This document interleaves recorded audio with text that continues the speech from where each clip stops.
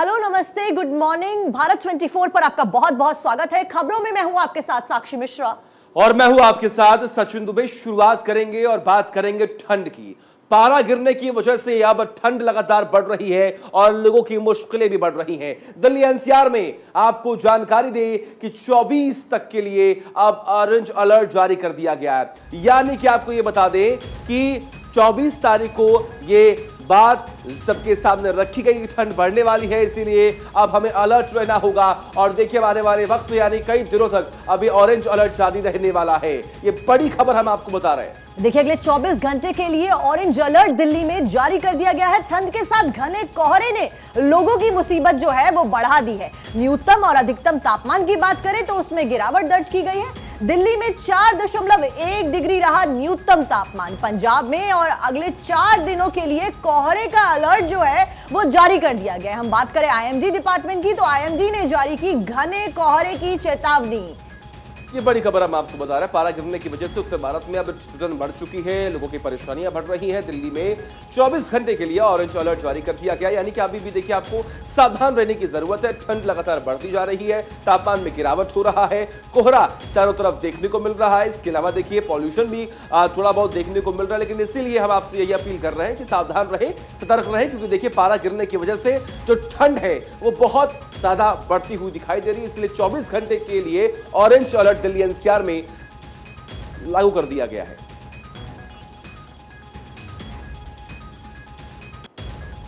चलिए, इस बीच हम अपने संवाददाता का रुख करते हैं। आनंद कुमार सिंह हमारे साथ दिल्ली से जुड़ रहे हैं और थानेश्वर शर्मा चंडीगढ़ से जुड़ रहे हैं। आनंद, क्या कुछ सिचुएशन है आज दिल्ली की? आज 24 घंटे के लिए वहां पे ऑरेंज अलर्ट जारी कर दिया, क्या तस्वीरें दिख रही हैं दिल्ली में? जी, आपने बिल्कुल सही कहा। मौसम विभाग ने दिल्ली एनसीआर के लिए परसों ही ऑरेंज अलर्ट जारी कर दिया था, जिसके आज और पिछले दिन लगातार ऑरेंज अलर्ट के संपर्क में अंडर में था, जिसके चलते दिल्ली एनसीआर का तापमान लगातार गिरता जा रहा था। मैं इस वक्त खड़ा हूं आईएसबीटी पे, आप सामने देख सकते हैं Maharana Pratap Interstate Kashmiri Gate Terminal. यहां से लगातार दिल्ली एनसीआर से लेकर नेपाल तक ले बस जाती हैं। कहते हैं ये आईएसबीटी कभी सोता नहीं। आप देख सकते हैं इस वक्त भी सुबह के 6:30 बजे के लगभग भी पूरी तरह से फुल है ये स्टेशन। और ठंड की मार यहाँ आप देख सकते हैं, लोगों ने कई जैकेटें, लेयर की जैकेटें पहन रखी हैं। ऑरेंज अलर्ट के बाद लोगों ने, ठंडी ने इस आईएसबीटी की रफ्तार धीमे कर दी है। कहते हैं दिल्ली कभी सोता नहीं, लेकिन इस सर्दी ने दिल्ली की रफ्तार धीरे कर दी है। और दिल्ली एनसीआर को सर्दी के साथ साथ थोड़ा सा कोहरे की भी मार झेलनी पड़ रही है। आप सामने, कैमरामैन से रिक्वेस्ट करूंगा वो पैन करें, आप सामने देख सकते हैं कोहरा भी दिल्ली एनसीआर को लगातार धीमा करता जा रहा है, उसकी रफ्तार को रोका जा रहा है। और तीसरी आपको सबसे बड़ी बात मैं ये बताना चाहता हूं कि दिल्ली में सर्दी कोहरे के साथ तीसरी सबसे बड़ी मार पॉल्यूशन की है। दिल्ली एयर क्वालिटी इंडेक्स लगातार अनहेल्दी रीजन्स में बना हुआ है, जिसमें लगातार पार्टियां कहती थी कि वो पॉल्यूशन को लेकर काम करेंगी और दिल्ली वासियों को पॉल्यूशन से निजात मिलेगा। लेकिन असलियत ये है कि दिसंबर के लास्ट वीकेंड जो एक के बाद एक त्यौहार आते जा रहे हैं, कल ही क्रिसमस गया और नए साल की तैयारी लोगों ने शुरू कर दी है। लेकिन ठंडी की कुछ मार इस तरह से पड़ रही है कि लोगों ने उसकी रफ्तार पूरी तरह से दिल्ली वासियों की धीरे हो गई है। और लगातार एक सवाल उठा उन प्रशासकों ने, जिन्होंने वादा किया था कि दिल्ली एनसीआर को पॉल्यूशन से राहत मिलेगी। कई करोड़ के प्रोजेक्ट लगाए गए थे, लेकिन प्रोजेक्ट के लगने के बाद भी दिल्ली का एयर क्वालिटी इंडेक्स लगातार अनहेल्दी रीजन्स में बना हुआ है। जिसके बाद सवाल उठता है उन नेताओं पर, उन प्रशासकों पर कि किनके कहनी और कथनी में कितना अंतर होता है। जी बिल्कुल आनंद, देखिए तस्वीरें तो हम देख पा रहे हैं और ये समझ पा रहे हैं हम कि सुबह सुबह वक्त सड़कों पर क्या हाल हो रहे होंगे और तापमान जब गिर रहा है तो ठंड कितनी पड़ रही होगी। थानेश्वर शर्मा भी जुड़े हुए हैं हमारे साथ चंडीगढ़ से। थानेश्वर जी, क्या तस्वीरें वहां पर देखने को मिल रही है? दिल्ली में तो ठंड बहुत ज्यादा है, लगातार पारा गिर रहा है, लेकिन चंडीगढ़ में हालात कैसे हैं? देखिए, चंडीगढ़ ब्यूटीफुल सिटी, चंडीगढ़ पहाड़ों के बहुत नजदीक है। पहाड़ों के नजदीक होने के कारण पहाड़ों में जैसे ही बर्फ पिघलती है तुरंत इस साइड में ठंड बढ़ जाती है। आज भी यहाँ टेम्परेचर 5 डिग्री सेल्सियस के आसपास है और घना कोहरा छाया हुआ है। दूसरी बात यह है कि जैसे जैसे सूर्य उदय होता है, 7:04 पे आज सूर्य के उदय होने का समय है, सूर्य उदय होने के बाद यह कोहरा और घना हो जाता है जो लगभग 11 बजे तक छाया रहता है। आज मौसम विभाग ने संभावना जाहिर की है कि आज पूरा दिन बादल छाए रहेंगे, जहां एक तरफ ठंड और कोहरे ने लोगों की परेशानी बढ़ा रखी है, दूसरी तरफ पोल्यूशन भी यहां बहुत ज्यादा हो रहा है। आज एयर क्वालिटी कंडीशन 196 है। मैं इस समय सेक्टर 28 में खड़ा हूं, यहां 196 है, सेक्टर 22 में 207 है, एयरपोर्ट के नजदीक 236 है। और अगर मैं इसके ग्रामीण क्षेत्र दूसरे शहरों की पंजाब की बात करूं तो पंजाब में फिरोजपुर सबसे पोल्यूशन में सबसे हाई पे है, वहां पर 182 के आसपास एयर कंडीशन पोल्यूशन है। और दूसरी बात यह है कि हरियाणा में हिसार जिले का बालसमंद गांव और महेंद्रगढ़ सबसे ठंडा जिला घोषित किया गया है, शहर घोषित किए गए हैं। वहां पर टेम्परेचर 3 डिग्री सेल्सियस के आसपास है। ठीक है तौर पे जो लोग बाहर से काम करने के लिए बहुत शुक्रिया आनंद, आपका तमाम जानकारी के लिए बहुत बहुत शुक्रिया। आगे बढ़ते हैं और क्या बड़ी खबर है बताएं। देखिए, अब हम आपको सुपर पावर अमेरिका की खबर बताते हैं। सुपर पावर अमेरिका इन दिनों बर्फीले तूफान की चपेट में है, जिसकी वजह से लोगों की जिंदगी जो है वो परेशानी से भर गई है। बर्फीले तूफान की वजह से बिजली सप्लाई अमेरिका में प्रभावित हो गई है, फ्लाइट्स कैंसिल हो गई है इसकी वजह से, और बिजली सप्लाई भी प्रभावित है। यानी बर्फीले तूफान का अमेरिका पर जो कहर है वो लगातार जारी है। और देखिए तस्वीरें भी हम आपको लगातार दिखा रहे हैं, यही हालात फिलहाल अमेरिका में आपको भी देखने को मिलेगा, क्योंकि वहां पर लगातार बर्फबारी हो रही है और इसी बर्फबारी की वजह से जो आम जनता है वो परेशान होती हुई यहां पर दिखाई दे रही है, क्योंकि वहां पर कई दिनों से बिजली गुल हो चुकी है और ऐसी बर्फबारी में लोग अपने घरों में ही कैद हैं, क्योंकि वहां पर लोग बाहर निकल ही नहीं पा रहे हैं।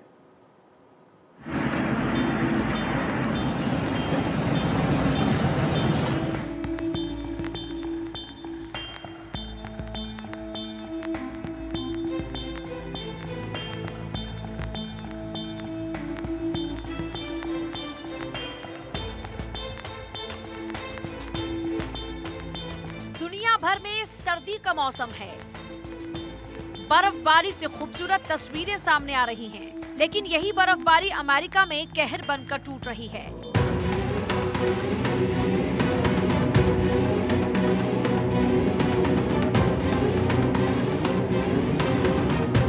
अमेरिका इन दिनों बर्फीले तूफान की चपेट में है, जिसने लोगों की जिंदगी को दुश्वार कर दिया। हालात ऐसे कि खौलते हुए पानी को एक सेकंड के लिए भी बाहर लाया जाए तो पानी बर्फ में तब्दील हो जा रहा है।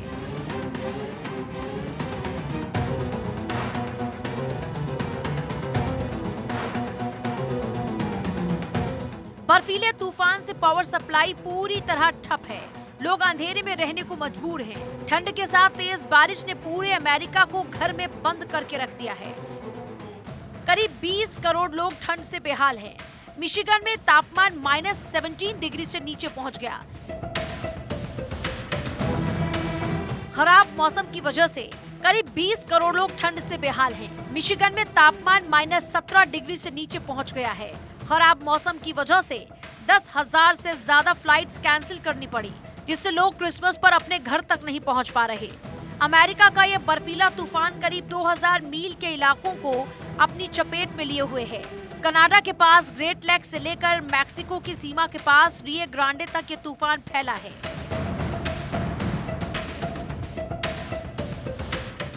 बर्फीले तूफान की चपेट में आने से 23 से ज्यादा लोगों ने अपनी जान तक गंवा दी है। अमेरिका से हादसों की तस्वीर भी सामने आ रही है। ऐसी ही एक तस्वीर ओहियो से सामने आई, जिसमें तेज रफ्तार ट्रक बर्फ की वजह से फिसल गया और सामने खड़ी गाड़ियों को जोरदार टक्कर मार दी।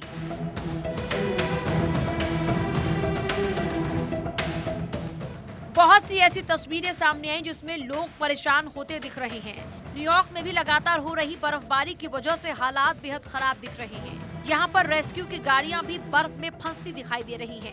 आप तस्वीरों में साफ देख सकते हैं कि कैसे न्यूयॉर्क में गाड़ियाँ सड़क पर बर्फ के बीच दबी हुई नजर आ रही हैं। Bureau report, Bharat 24।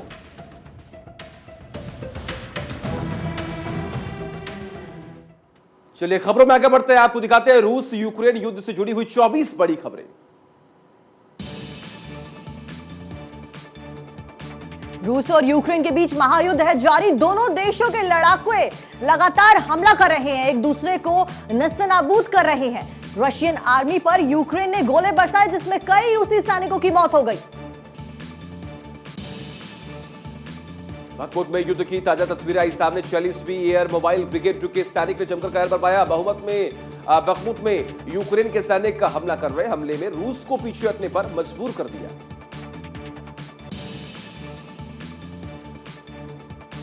यूक्रेन ने युद्ध की ताजा तस्वीरें की है जारी, जिसमें रूस के कई सैनिक युद्ध में ढेर हो गए हैं। वहीं दूसरी ओर यूक्रेन लगातार रूस के कब्जे वाले इलाकों को खाली कर रहा है।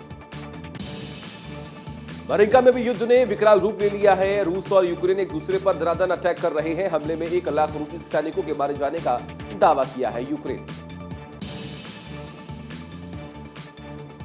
यूक्रेन में युद्ध खत्म करने को लेकर रूसी राष्ट्रपति पुतिन का बयान सामने आया है। पुतिन ने कहा है कि हम बातचीत के लिए तैयार हैं। क्रेमलिन प्रवक्ता दिमित्री पेस्कोव ने कहा कि जब रूस स्पेशल मिलिट्री ऑपरेशन के अपने उद्देश्य पूरे कर लेगा तब युद्ध बातचीत के टेबल पर ही खत्म होगा। खेरसौन में रूस का भयंकर अटैक, आर्टिलरी और मिसाइल से 62 हमले किए। हमले में 16 लोगों की मौत, 58 हुए घायल। माइन ब्लास्ट में 3 इमरजेंसी वर्कर्स की मौत। डी माइनिंग के दौरान माइन में हुआ था ब्लास्ट। यूक्रेन के कई इलाकों में जबरदस्त जंग, धनाधन गोली दाग रही यूक्रेनी सेना। एक फ्रंट पर 14,000 तक आर्टिलरी राउंड फायर। एक महीने में इतने राउंड बनाता है अमेरिका। रूस के कुबान इलाके में शॉपिंग सेंटर में लगी भीषण आग, किसी की मौत की खबर नहीं। आग की वजह भी साफ नहीं। रशियन आर्मी का बागमुत में बड़ा हमला, यूक्रेनी डिफेंस पोजीशंस पर किया अटैक। यूक्रेन की डिफेंस लाइन पर कई धमाके। रूस ने ऑपरेशन का वीडियो भी जारी किया। खेरसौन में रूसी सेना का कहर, फास्फोरस बम इस्तेमाल का आरोप लगाया गया। यूक्रेन ने जारी किया हमले का वीडियो। युद्ध में प्रतिबंधित है फास्फोरस बम का इस्तेमाल। डोनेस्क में यूक्रेनी सैनिकों पर हमला, रात के वक्त स्पाटा ड्रोन से गिराया बम। डोनेस्क आर्मी ने रात के वक्त किया हमला, सैनिकों के बिल्कुल नजदीक हुआ ब्लास्ट। डीपीआर ने जारी किया अटैक का वीडियो। डोनेस्क में यूक्रेनी पोस्ट हुई तबाह। ऑब्जर्वेशन पोस्ट पर एटीजीएम से हुआ हमला। डीपीआर की टुकड़ी ने किया ऑपरेशन। हमले का एक्शन वीडियो भी आया सामने। यूक्रेन आर्मी ने जारी किया वीडियो। एईआरओ टीआईएम टीम का वॉर जोन में एक्शन। रूसी सेना से दिन रात लोहा ले रहे लोग। वीडियो में दिखाया रूसी पोजीशंस पर ऑपरेशन। बागमुत में यूक्रेनी सेना का एक्शन। रूसी ठिकानों पर रॉकेट लॉन्चर से किया गया अटैक। यूक्रेन ने जारी किया अटैक का वीडियो। बागमुत में दोनों ओर से जारी है भयंकर हमले। हमले में यूक्रेनी मिलिट्री व्हीकल तबाह। डीपीआर की तीसरी गार्ड रेजिमेंट का हमला। पहले ड्रोन से की गई मिलिट्री वाहन की रेकी।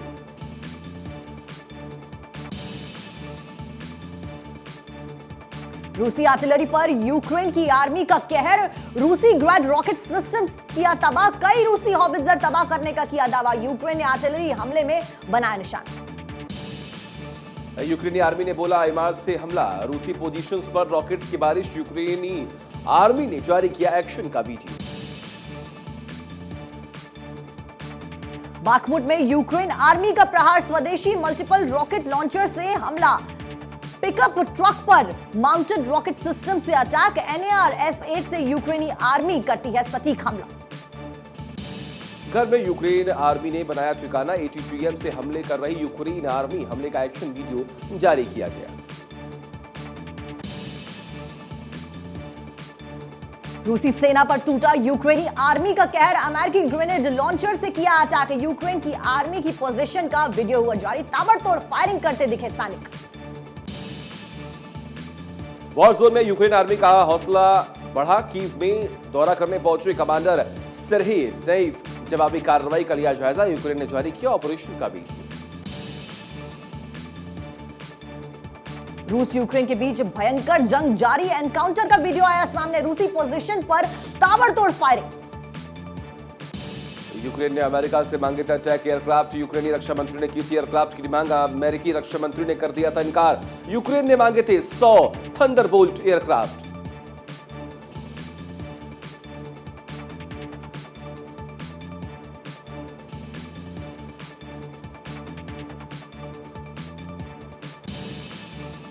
आगे बढ़ते रुक करते बड़ी खबर का। जोधपुर ब्लास्ट में बड़ा खुलासा हुआ है। कुल 35 लोगों की मौत हुई थी। ये बड़ी खबर सामने आ रही है। 17 महिलाओं की जलकर हुई मौत। इज्जत बचाने की वजह से ये मौत हुई महिलाओं की। महिलाओं के कपड़े जल चुके थे, निवस्त्र हो गई थी सारी महिलाएं। पुरुषों के सामने घर से बाहर नहीं निकली, बाहर ना निकलने की वजह से उनकी मौत हो गई। बड़ी खबर हम आपको बता रहे हैं, जोधपुर ब्लास्ट में बड़ा खुलासा हुआ है। खबर ये सामने आ रही है कि इस पूरे मामले में 35 लोगों की मौत हुई, 17 महिलाओं की जलकर मौत हुई। वजह ये बताई जा रही कि महिलाओं के कपड़े जल चुके थे और इसीलिए वो घर से बाहर ही नहीं निकली, क्योंकि वो निर्वस्त्र हो चुकी थी और इसीलिए वो आग की लपटों में आ गई। पुरुषों के सामने घर से बाहर नहीं निकली और बाहर ना ही निकलने की वजह से उनकी जो मौत है वो हो गई। कुल 35 लोगों की मौत हुई और इज्जत बचाने की वजह से उन महिलाओं की मौत हुई। महिलाओं के कपड़े जो थे वो पूरी तरह से जल चुके थे, निवस्त्र हो गई थी महिला।